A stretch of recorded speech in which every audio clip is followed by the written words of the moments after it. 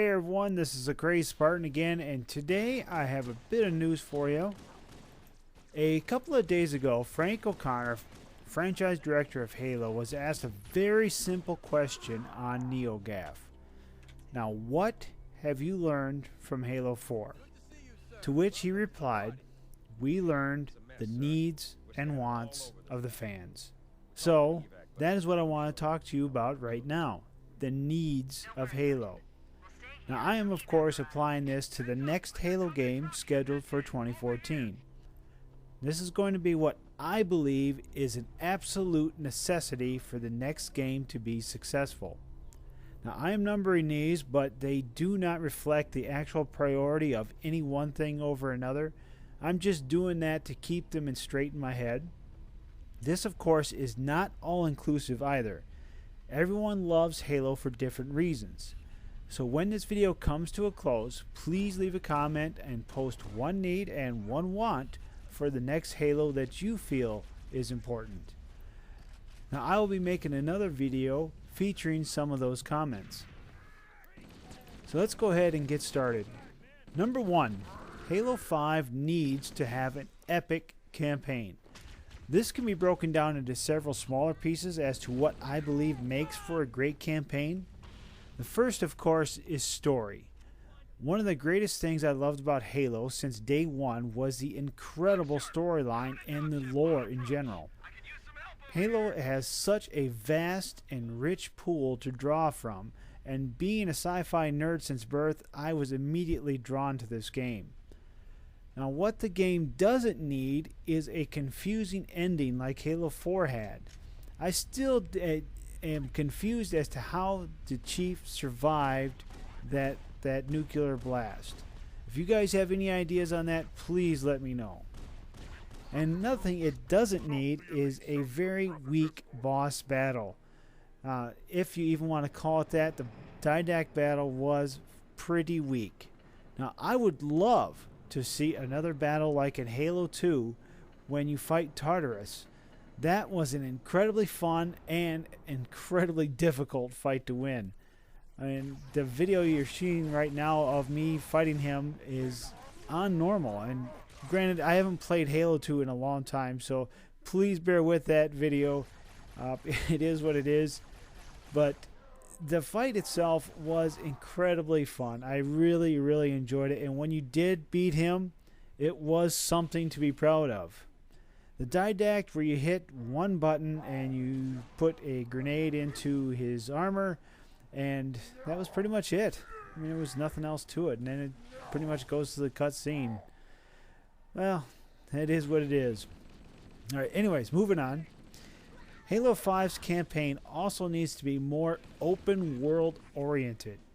Now, I'm not talking about open world like your GTA series or anything like that. I am saying the game needs to be able to let you choose multiple ways to approach a battle.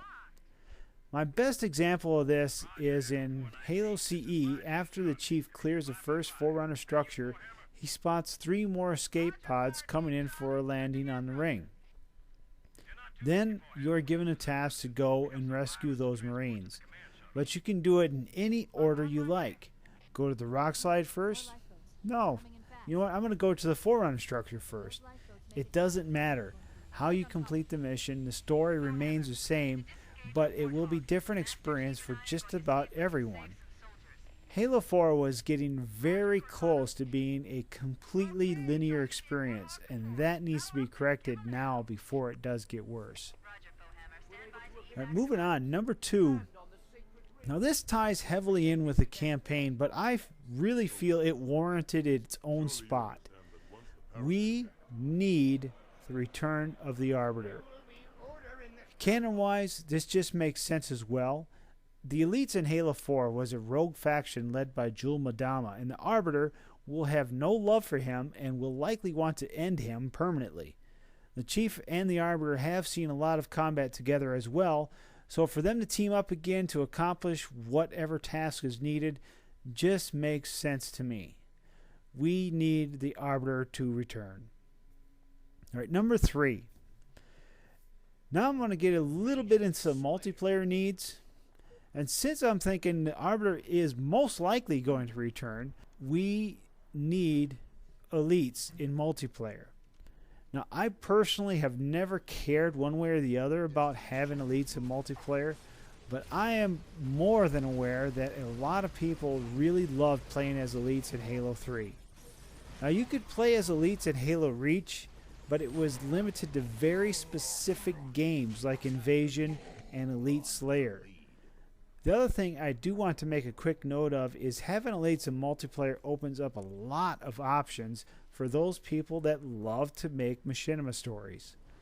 Now, I always loved watching those for Halo 3 and Reach, so I would love to see that really return. Now, number 4.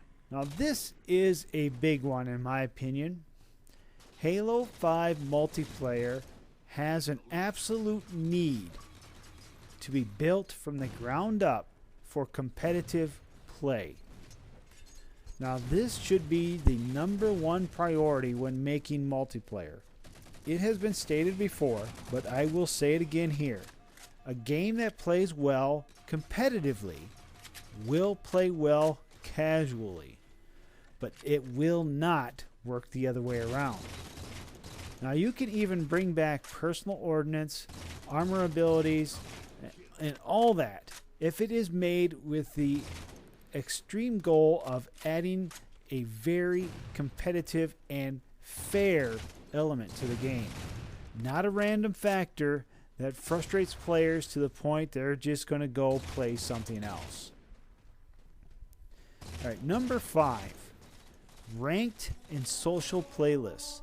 Now, I think one of the biggest things Halo Reach and Halo 4 failed at was not having these separate playlists. This way, if I want to put on my mega tryhard pants on, I can jump into ranked games and see exactly what my rank is in the game, not on Halo Waypoint or some other website. However, if I'm jumping online with some friends and just want to have a good time, I can hop into the social side of things. It all depends on how I'm feeling that day. I do want to add this one little bit to the social playlist. Now, this is where your progression rankings would come in. The ranks should be individualized per playlist and visible to all in-game. It's kind of sad that I have to say that, but I really think it is very, very important. Now, I would have your progression points given out only for those players that win the match. Losers walk away with no points. Quitters walk away with negative points after their grace quits run out. Now, this isn't skill-based, so as long as you play and win the occasional match, you will continue to rank up. So it does offer some incentive to at least try to win the match and to not be a quitter. Now, I think this is also a big fail of Halo 4. The rank of 130 is just too easy to obtain. The ranks in the social playlist also need to be more military based like in Halo 3. Now, I would say it should take about a year to 2 years or so of fairly consistent winning to obtain the highest ranks in most of the playlists. Of course, that is just my opinion on that. I know a lot of other people may feel otherwise. Number 6. Now, what also is needed is a return of every game type ever created for Halo, even if it isn't put directly into matchmaking on day one. It just opens up a world of possibilities for custom games. Take a look at Flood. This is the successor to Infection. As of right now, though, it is a lesser game to play. Not because of the game itself, but because you are incredibly limited in the customization of that game type unless you get the modded version that allows the Flood to carry other weapons besides the sword. Now let's take a quick look at race. Now, there are YouTube channels that focus on this one game type, and we were forced to use the King of the Hill variant to make this work at all in Halo 4 until the modding community brought this back to us. Now it was a pretty poor substitute, King of the Hill, but people made it work. Now I'm all about options. The more you have, the better off you will be. So we need every game type to return. Alright, number 7. The ability to turn on and off certain features. Just kind of like you can toggle on and off your crouching. It's just that simple. We need to have this, and I'm actually specifically looking at things like the dropping of the flag and sprint. Now this was a huge complaint from the first day it was seen at PAX, I believe it was. Now I personally don't have a problem with not being able to drop the flag. It commits you to that role of carrier, and you have to work as a team to get that flag back. So to compromise, just give us the ability to do both. The same goes for sprint as well. People are still wanting a sprintless Spartan again. Now I personally don't mind sprint. Now I kind of always thought, even when I was playing back in Halo 3, I always thought that since I'm playing a cybernetic super soldier, why can't I sprint? And that is just my thoughts on those. So if you like them or not, you have the option to turn them on or off. Now that just makes sense in my book.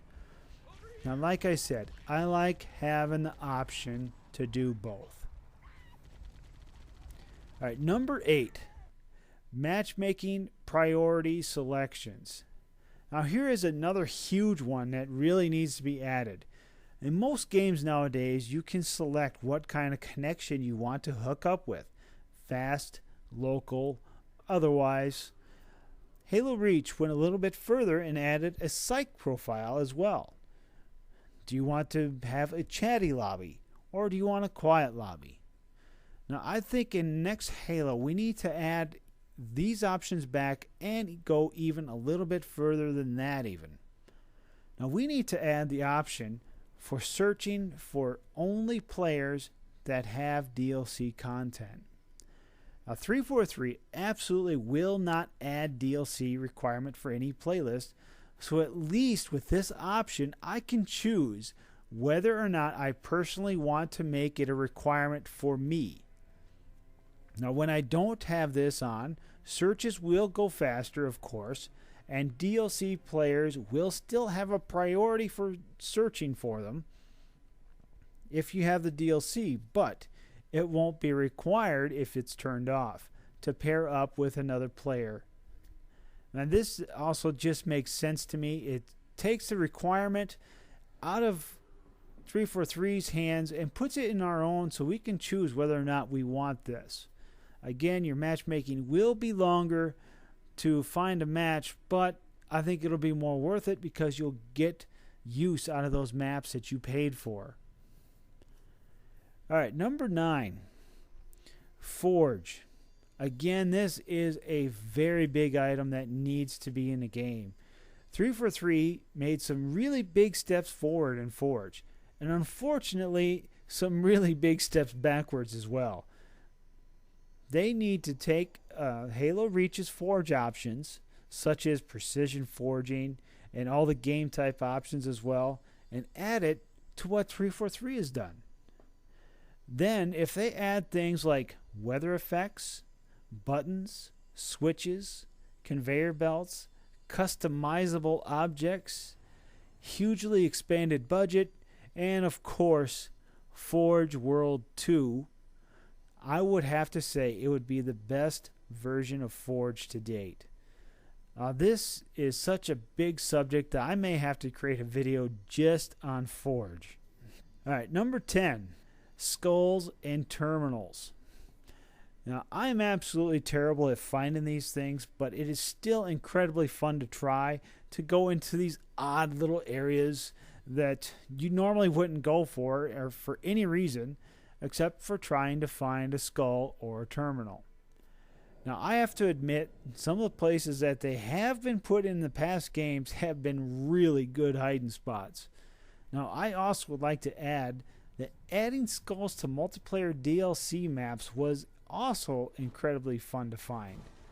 Now, my personal favorite was a skull on the map Sandbox, where you had to construct a path to get to skull, otherwise the guardians would shoot you dead where you stood. The terminals have also gotten a lot better since the past Halo games. Now, I love the new mini-stories that you get when you find these things.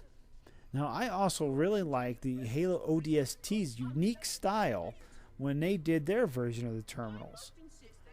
It was just an incredible side story that you just wouldn't have had without taking the time to search them out. So again, skulls and terminals need to return. I have activated defensive systems, and you now have 30 seconds to return to the minimum safe distance of... Wait. Curious.